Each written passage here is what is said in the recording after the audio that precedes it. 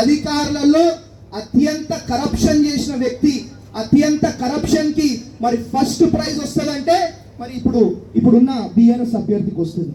అదే విధంగా రాజకీయ నాయకులలో మరి ఫస్ట్ ప్రైజ్ అంటే మరి ఆ కాళేశ్వరం ప్రాజెక్ట్ కట్టి ఏమైంది, ఏ విధంగా అయినా మీకు తెలుసు. ఆ కాళేశ్వరరావు కాలకేయరావు ఉన్నాడు కదా, ఆయనకు వస్తుంది.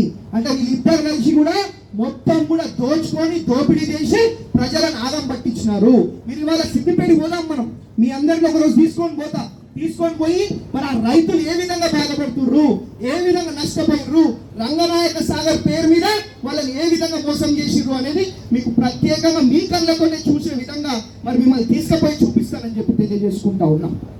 అదే విధంగా ఇవాళ కొంతమంది మాట్లాడతారు, మొన్నటిదాకా 10 ఏళ్ళు పరిపాలించిన వాళ్ళు ఇవాళ మాట్లాడతారు. ఏమంటారు వీళ్ళు అంటే ఆడ మల్కాజ్గిరిలో ఓడిపోయిండు, మల్కాజ్గిరిలో ఓడిపోతే తప్పు లేదు కానీ ఇక నేను ఓడిపోతే తప్ప అని అంటే నేను ఒకటే విషయం చెప్తాను.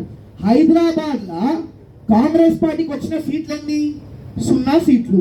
సరే అవేళ ఇప్పుడు రాజకీయం అంటే ఒకటే కాదు, ఎన్నో ఆస్పెక్ట్స్ ఉంటాయి, ఎన్నో ఈక్వేషన్స్ ఉంటాయి, అన్ని నడుస్తుంటాయి. హైదరాబాద్లో కాంగ్రెస్ పార్టీకి 0 సీట్లు వచ్చింది. మరి మెదక్ పార్లమెంట్లో మొత్తం అందరు బీఆర్ఎస్ గెలిచి నువ్వు ఒక్కదాని ఓడిపోయినావంటే నీ పరిపాలన, నీ దోపిడీ ఏ విధంగా ఉందో ప్రజలు చెప్పకనే చెప్పినాక దానికి నువ్వు సిగ్గుపడకుండా పనికిరాని మాటలు మాట్లాడి ఏదో అదేంటి పట్టగాల్సి మీదేసే ప్రయత్నం చేస్తే ఇక్కడ ఊరుకునేటోళ్ళు ఎవరు లేరు అని చెప్పి మరి మీ ద్వారా ఈ పిచ్చి లెక్కలు చేసే వాళ్ళని హెచ్చరిస్తా ఉన్నాం.